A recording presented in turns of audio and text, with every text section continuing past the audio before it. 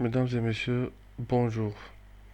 Aujourd'hui, comme c'était prévu, j'ai le plaisir de vous présenter cette communication orale en ingénierie aérospatiale intitulée Attitude thermique d'un CubeSat par modélisation géométrique. L'idée est toute simple, c'est l'exploration des systèmes spatiaux en se servant des moyens abordables que permet la modélisation géométrique à travers des codes commerciaux plus ou moins complexes et dont les résultats sont probants. Alors, pour bien vous faire parvenir l'idée, je veillerai à suivre le plan ci-contre. Je commencerai par une introduction, suivie du contexte et des objectifs visés, puis j'enchaînerai avec le volet méthodologie avant de présenter les résultats et de conclure à la fin de cet exposé. Durant les 3 dernières décades, une mini-révolution en sciences de l'espace a été réalisée. En effet, le CubeSat a tout d'abord flotté comme un outil éducatif qui est à la forme d'une canette. Depuis, des capacités scientifiques significatives ont été développées pour lui permettre de parcourir la Lune, les astéroïdes et même la planète Mars. En général, lorsqu'on s'intéresse à la nomenclature des CubeSats, on les définit en termes d'unités. On trouve des CubeSats 2 unités, 3 unités et même à 24 unités.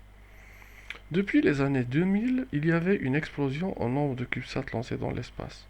On remarque que ceci a commencé timidement et depuis le taux a augmenté exponentiellement. Il faut dire qu'il n'y avait pas qu'un seul organisme qui a contribué à développer ce standard. On trouve des universités, l'armée, la NASA et même des entités commerciales qui ont envoyé ces CubeSats et qui ont accompli d'importantes missions autour de la Terre. Juste pour vous donner une idée, un CubeSat, une unité, a la taille d'une canette. Alors qu'auparavant, lorsqu'on voulait envoyer un engin spatial dans l'espace, il avait la taille d'un autocar. Je vous laisse imaginer la percée technologique qui a été réalisée pendant toutes ces années. Lorsqu'on traite la question des CubeSats, on parle aussi de leur poids. Plusieurs satellites qui ont été envoyés pour l'exploration du système solaire pesaient entre 500 kg jusqu'à 10 tonnes, sachant que l'envoi d'un seul kilogramme de matériaux dans l'espace coûte environ 25 000 $. Vous avez à imaginer le coût des envois effectués.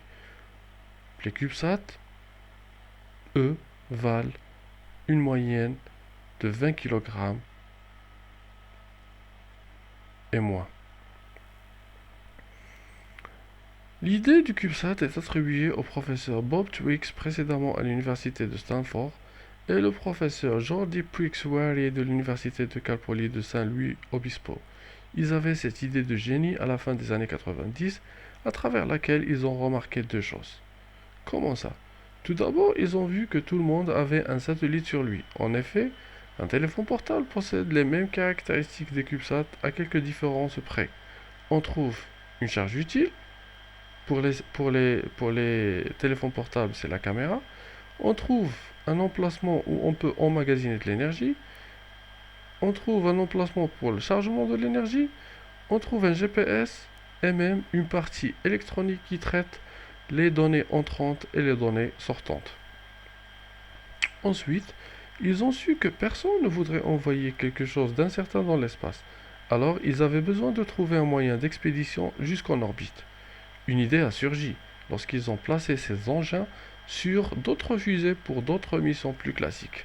Plusieurs fusées transportent des ballasts, des points morts, juste pour équilibrer la fusée. Alors, pourquoi pas les remplacer par ces CubeSats?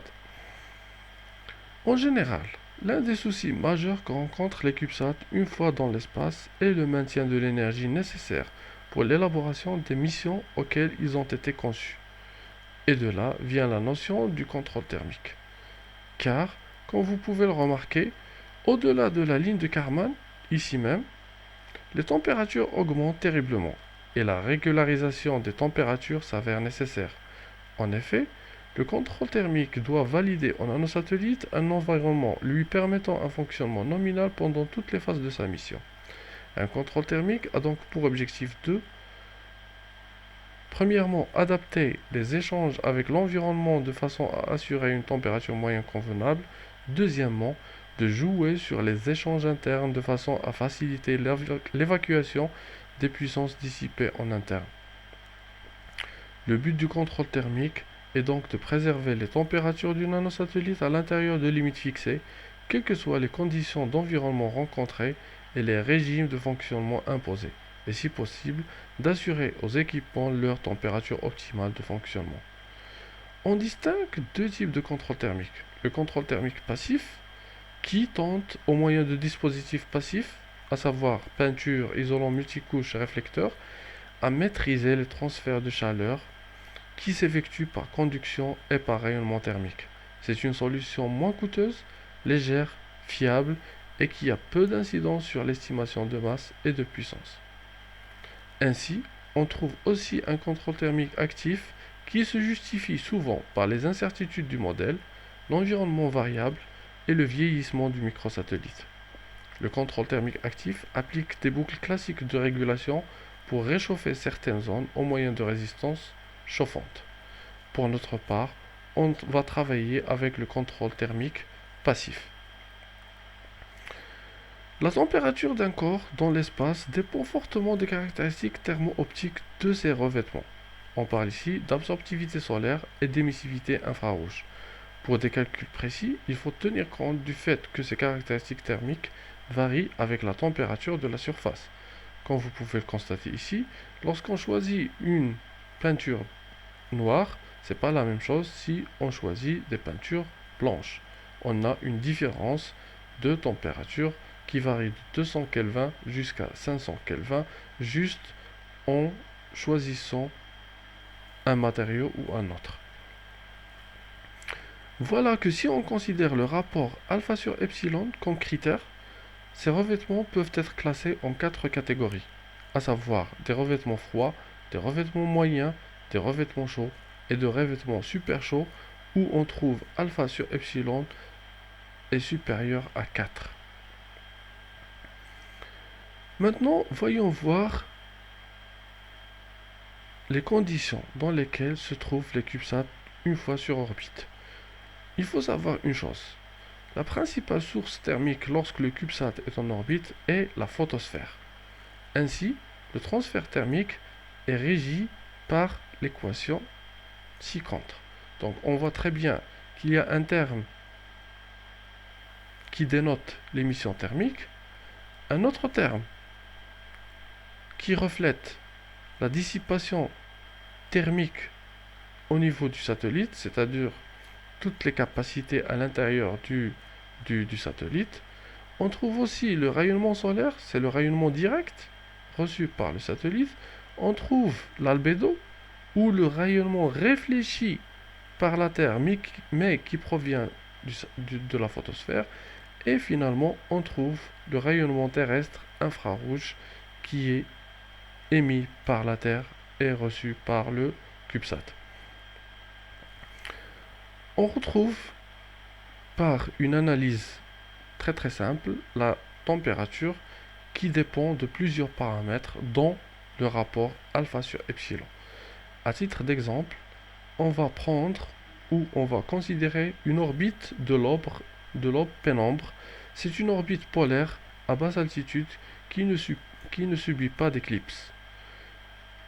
On va considérer une température sidérale de 2,7 Kelvin et on va considérer même que le flux solaire, l'albédo et le flux terrestre infrarouge atteignent le nanosatellite perpendiculairement parce que l'inclinaison même va influencer nos calculs.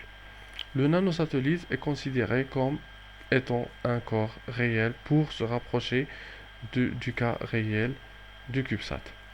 Il est important de noter que la modélisation numérique est la transcription du phénomène physique en langage informatique. Concrètement, le modèle numérique se construit en plusieurs étapes, notamment le dessin de la structure, la décomposition du système en structures calculables, ainsi que la définition des propriétés du modèle. Comme vous pouvez le remarquer ici, ça c'est un projet d'un CubeSat de l'Université internationale de Floride, où on a remarqué que grâce à la modélisation et au maillage, on pouvait détecter des anomalies qu'on ne pouvait pas voir à l'œil nu. Le modèle numérique de la structure étant composé d'une infinité de points, il est impossible de résoudre les équations aux dérivées partielles, même numériquement. Donc, d'ici vient l'importance du maillage. Alors ici, donc, pour notre exemple, j'ai traité deux exemples, l'exemple de la sphère et l'exemple du cube, et on voit très bien que le maillage diffère d'un volume à un autre. Euh, la structure est donc découpée en un nombre fini de points qui se traduit par une décomposition de la géométrie en forme simple. L'ensemble de ces nœuds et éléments constitue le maillage du modèle. Et comme vous pouvez le voir sur cet exemple, ça c'est un hypercube, c'est un cube de nature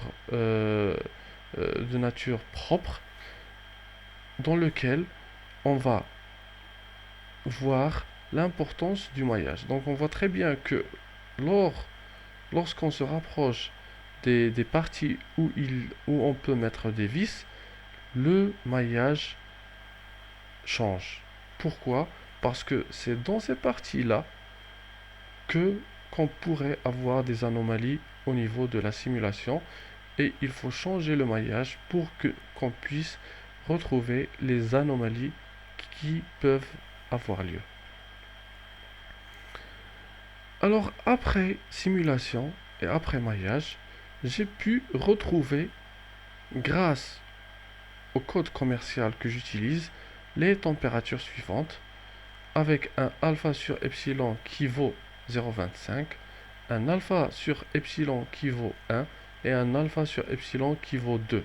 C'est-à-dire j'ai essayé de prendre les différentes catégories du rapport alpha sur epsilon et j'ai retrouvé des températures en Kelvin qui se rapprochent d'autres températures qui ont été déjà trouvées par des pairs. Donc après l'analyse au niveau des sphères, j'ai pu passer à une autre étape où j'ai appliqué les mêmes conditions avec le même code au niveau des CubeSat. Mais ce sont des cubes, c'est-à-dire ce sont des formes simples. Ça, ici, on a travaillé avec un cube simple. Donc, on voit très bien que pour alpha sur epsilon, la température varie entre moins 69 degrés à moins 69,64 degrés à moins 69,85 degrés. Ça, c'est comme si on avait choisi pour le rapport alpha sur epsilon une peinture blanche. On a aussi pour une peinture noire, c'est-à-dire alpha sur epsilon est égal à 1, une température de moins 7,15 à moins 8,25. Ceci dit, le CubeSat est vide, c'est-à-dire c'est que la structure où on a effectué ce genre de modélisation ou de simulation. Et on a même fait l'analyse pour un alpha sur epsilon qui vaut 2 et on a retrouvé une température de 37, qui varie entre 37,3 degrés à 34,92 degrés et c'est-à-dire pour le alpha sur epsilon est égal à 2, on a des matériaux comme par exemple l'aluminium doré. Donc on voit très bien la différence qu'on pourrait avoir en changeant le paramètre alpha sur epsilon qui reflète le paramètre d'un contrôle thermique passif. Reste que cette simulation est un premier pas vers une analyse plus complète, en introduisant tous les paramètres qui dissipent l'énergie, pour mieux se rapprocher d'un modèle thermique réel qui éprouverait son efficacité une fois sur orbite. Il est aussi nécessaire de rappeler qu'une autre analyse peut être entretenue qui prend en considération le fait que le CubeSat soit tantôt face au Soleil, tantôt en éclipse derrière la Terre, suivant la trajectoire orbitale de l'engin une fois en espace. Il faut dire aussi que son modeste travail est réalisé en se basant sur plusieurs sources bibliographiques, comme il fait l'objet d'un article en cours d'achèvement. Je vous remercie pour votre attention Et place maintenant à vos questions.